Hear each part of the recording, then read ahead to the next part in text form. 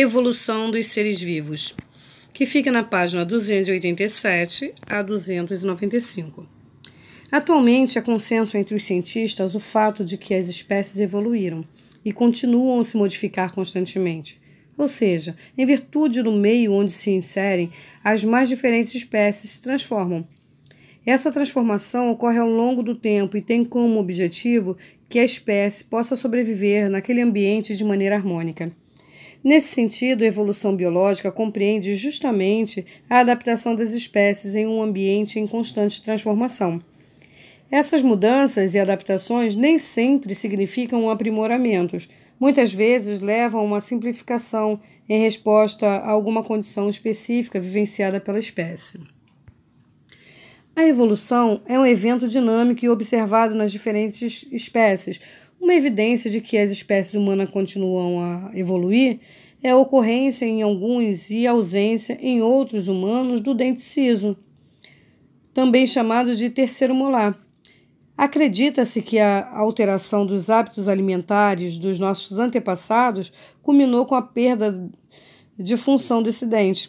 Por isso, há uma tendência para que ele deixe de ocorrer em outras espécies.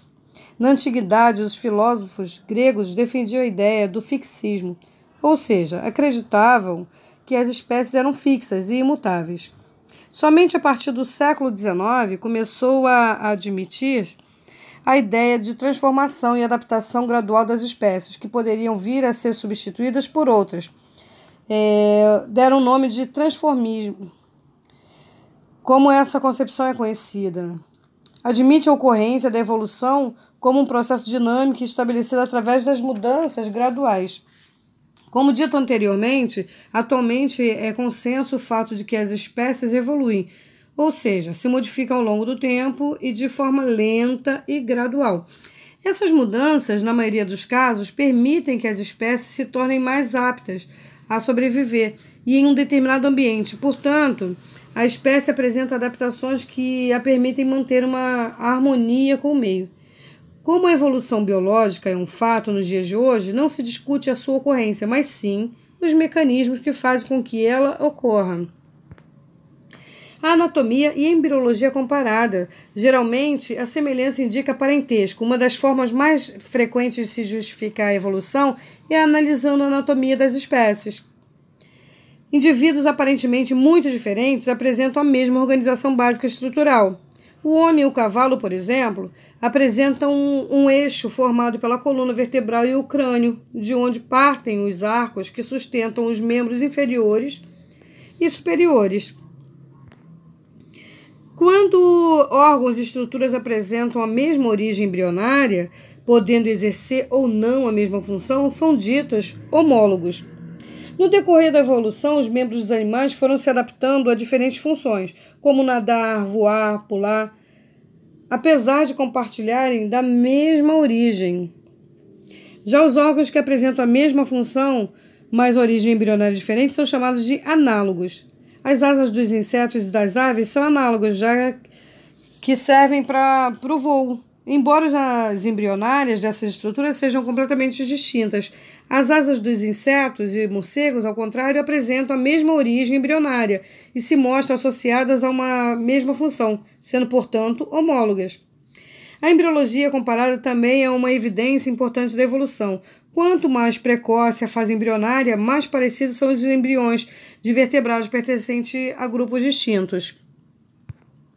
Outra evidência anatômica da evolução e de parentesco entre as espécies são os órgãos vestigiais.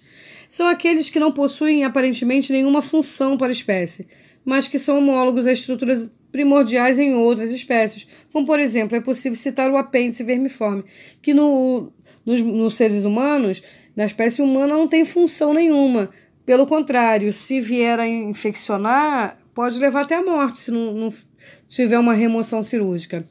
Mas em outros mamíferos apresenta-se bem desenvolvido e desempenha papel importante no processo digestivo.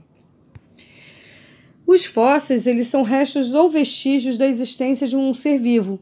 Em tempos remotos, um osso, uma pegada, uma ferramenta ou ainda uma marca numa rocha são todos elementos que permitem a reconstrução do passado de determinada espécie. Um fóssil se forma quando os restos de um organismo conseguem ficar preservados sem que sofram o processo natural de decomposição. Os fósseis dos diferentes seres vivos podem ser encontrados nas rochas dos tipos sedimentários, ou seja, aquelas formadas a partir da decomposição e compactação de sedimentos. Esses sedimentos acabam compactados e cimentados, que é num processo chamado de diagênese, o que origina as rochas sedimentares, contendo em seu interior o registro fóssil. As teorias evolutivas, a palavra evoluir significa se modificar. Geralmente, essas transformações ficam evidentes a partir do surgimento de características que permitem às espécies uma melhor adaptação ao ambiente em que vive. Portanto, as teorias evolutivas admitem as transformações das espécies ao longo do tempo.